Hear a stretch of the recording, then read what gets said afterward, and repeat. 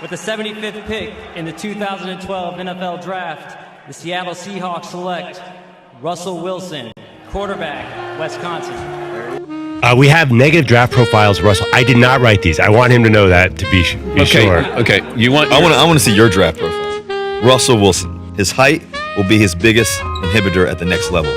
Remains to be seen if he can throw effectively from the pocket at the next level. Not able to step up and into the pocket like other quarterbacks.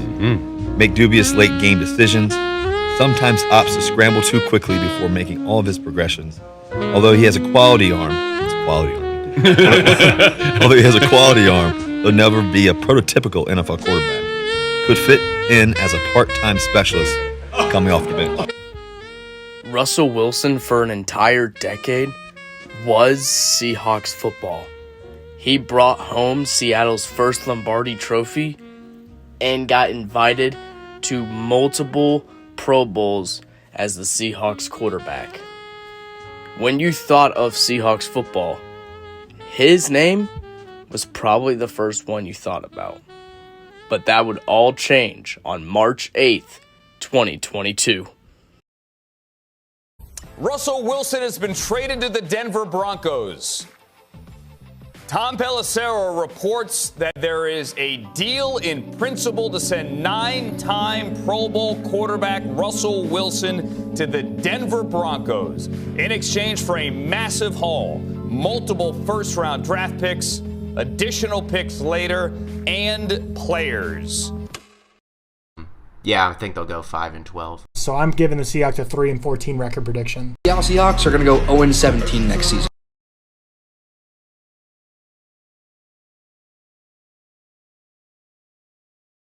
Now, typically, when a guy like this comes back to his old team, he gets cheered. But this is the 12th man we're talking about.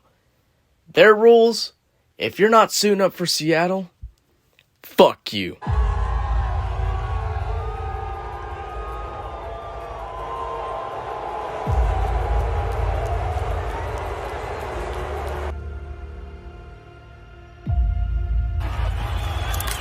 Blitz, Homer picked it up briefly, and Smith flipped, wide open, caught.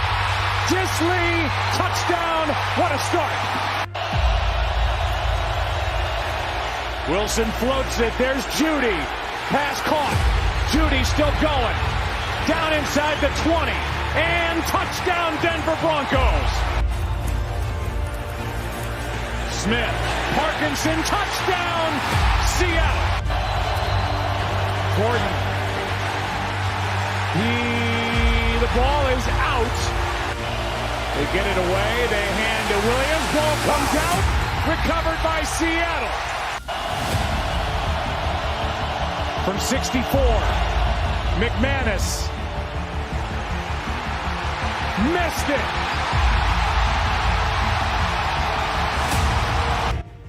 Seattle did it.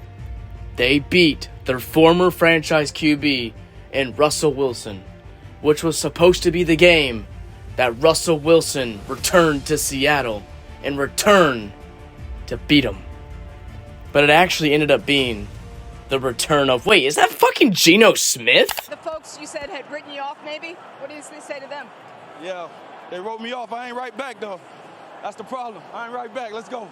And this quote alone was the tone setter for the entire season. The Seattle Seahawks would go on to be 17-0 and win the entire Super Bowl. And now we're back down to reality. But hey, at least we got a Mike Jackson touchdown.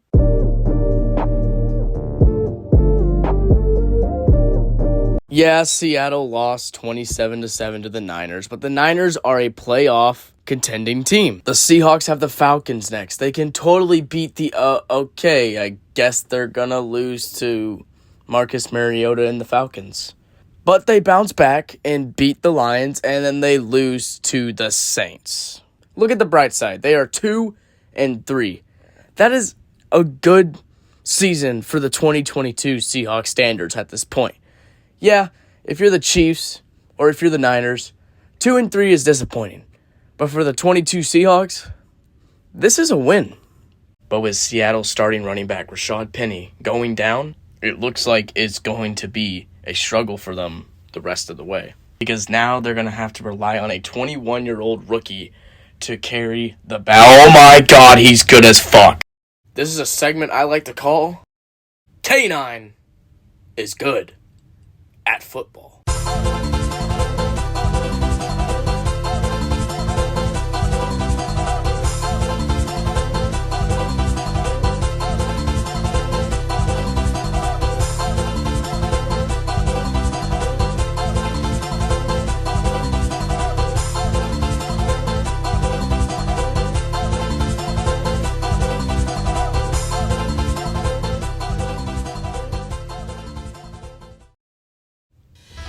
Going into Week 10, Seattle is now 6-3. Nobody has expected this. But now they got to continue this success in the second half of the season.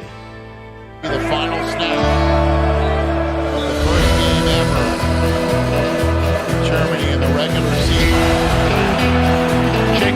Jacobs with running room right up the middle. Jacobs is on his way. The Raiders are going to win this game. The fake rolls right, throws for the end zone. It is caught. DK Metcalf overpowering the Rams. Here's your game. Fake one way, a kick the other, loose ball, and it's J.C. Horn to seal it for what will be the best Carolina victory by far. Back to the 2 through the middle, and this ends the ball game right here. As Mason takes off inside the 10 and gets bumped out of. On third down and goal, Mahomes stepping up, looking. Mahomes chase, diving for the pylon. Patrick Mahomes, is it a touchdown? No signal, yes, touchdown, Kansas City. But just like that, it seems like the Seattle Seahawks' luck has officially ran out. They started off the season 6-3, and since then, they are 1-5.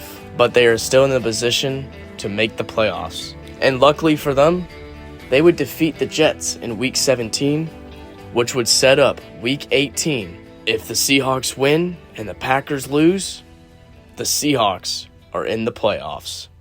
Washington's leading Dallas 26-6, so file that away for later in the OT. Second down.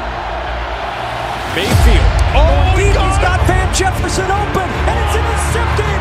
Quandre Diggs out of nowhere with his 4th pick of the year. And hope springs eternal in Seattle.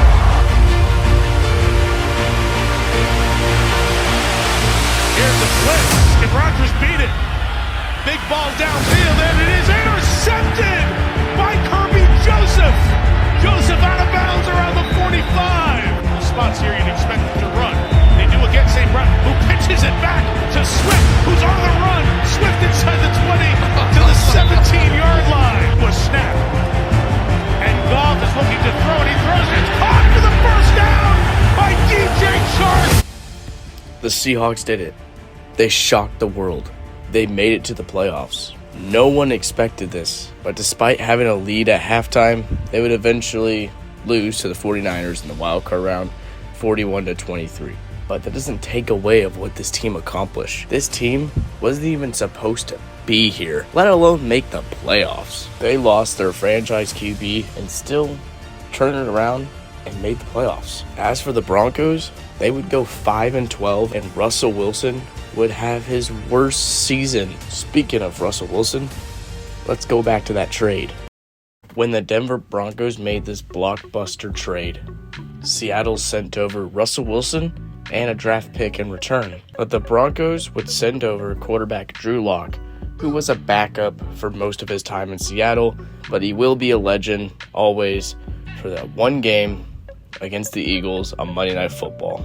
And then they gave up tight end Noah Fant, who is still currently on the team and is the number 1 tight end on the Seahawks roster as of this moment. Then there's defensive lineman Shelby Harris, who spent 1 year with Seattle, recording 2 sacks, knocking down 4 passes, but then he became a free agent and didn't get signed to any team that offseason.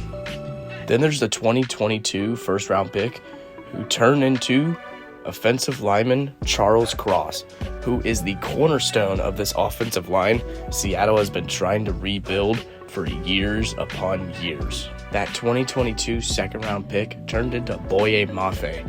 Now, after his rookie season, he only had 3 sacks, but in 2023, in his sophomore season, he led the team with 9 sacks. Then, as we head into 2023, the first-round pick turned into Devin Witherspoon, who is a bona fide stud and an all-around dominating cornerback for the Seattle Seahawks. With the 2023 second-round pick, it turned into edge rusher Derek Hall, who has yet to play a snap for Seattle, but is hoping, and still on the roster to this moment, hoping to get his moment this season. Moral of the story is, I think the Seahawks won this trade. Now, Seattle isn't as dominant as they used to be, but that entire team is gone, including Pete Carroll, who ended up stepping down last offseason. So, pretty much, there's only one guy left standing from that 2013 team. And his name is John fucking Schneider. And the long run of the day for Kenneth Walker at 15 yards. Gets Seattle a first down.